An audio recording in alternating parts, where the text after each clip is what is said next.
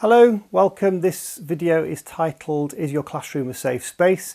It's a chapter from a book called Signposts, Policy and Practice for Teaching About Religious and Non-Religious Worldviews in Intercultural Education, published in 2014 by Professor Bob Jackson.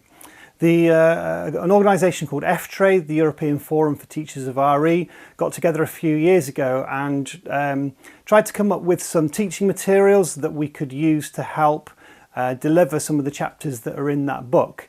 I and a colleague were asked to look at trying to create a little video to support the chapter looking at safe spaces. And the idea behind safe spaces is your classroom somewhere where pupils can discuss controversial issues, can feel confident enough to express what they believe, to be able to ask those open questions in an environment where they know that they won't be judged, that it's quite safe. So the video that you're about to see was created on behalf of FTRE, looking at that particular topic. He thought it would be appropriate to put it on the training aspect of my website. Is your classroom a safe space? In this short video, we would like you to consider a number of questions. What is a safe space? How do we encourage our students to feel safe to discuss and debate important questions about life? What is an unsafe space? By thinking about why pupils may not talk about their beliefs and experiences may help us to try and remove those barriers from our own classrooms. Explore the term safe or space. You may want to do this as a class exercise. In religious education, we study the meaning of the term sanctuary associated with places of worship.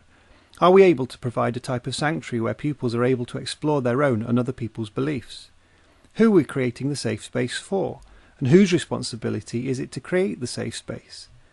Each pupil needs to understand their responsibility to be honest, open, tolerant and non-judgmental, whilst at the same time expecting the same from their peers. Peers need to understand that interaction between people takes time, effort and practice.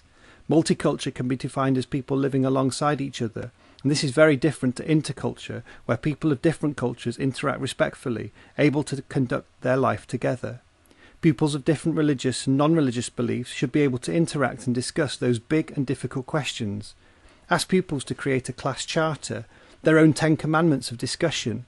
For example, what is said in the classroom stays in the classroom. Teachers are there to support and feed the discussion. Pupils need to know that their teacher will ensure that their opinions are valued and their integrity protected. There is no disrespectful talk allowed, and the only intolerance allowed is that of intolerance. Teachers need to understand the potential conflict between freedom of speech and the freedom to practice religion and manage these issues carefully.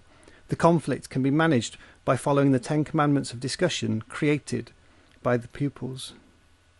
Who is the expert in the room? Who's asking the questions? Who's providing the answers? Does it always need to be the teacher? Consider the environment. What conditions make a safe space? Does the layout of chairs encourage pupils to discuss face to face? Explore the different layouts, islands, circles, half circles. Which ones promote discussion? Which ones are noisier? Which ones promote thinking? Which ones promote group work? Do you want all the pupils involved in one big discussion, or do you want them to discuss in smaller groups? When thinking about a safe space, metaphors can help us to dig a little deeper to consider why they are important safe spaces, like an oasis in a desert, a cosmos amongst chaos, a well-planned garden compared to an untidy wasteland. Safe spaces encourage trust rather than fear, encourages inclusion rather than exclusion. Safe spaces are planned, they don't just happen by accident. Religious education asks difficult questions, where their answers may differ depending on your own religious or non-religious opinion. We must allow pupils to be true to themselves whilst being reflective and respectful. Many of the practices we learn about in religious education are like the visible part of an iceberg. 2/3 of an iceberg remains hidden, like the teachings and beliefs that lie hidden beneath the visible, very visible rituals and actions. The classroom is the ideal space to explore the beliefs and teachings from children who conduct these practices. But only if pupils feel safe and free from prejudice will we be able to tap into this valuable resource. A good teacher is one that reflects on their practice. At any point on the journey in the creation of safe spaces, we need to stop and ask 3 questions. Am I providing a safe space? Am I able to make it better? And what do I need to do to make it a space in which all pupils' opinions are valued and that they know that they have been listened to? The religious education classroom provides a real opportunity to learn from each other's beliefs and experiences. It is a subject that we can delve deeper into questions about our existence and our coexistence in a multicultural Europe. These honest and frank discussions can only happen if pupils know that their religious education classroom is one free from ridicule and embarrassment, and one in which pupils' opinions and views are taken seriously.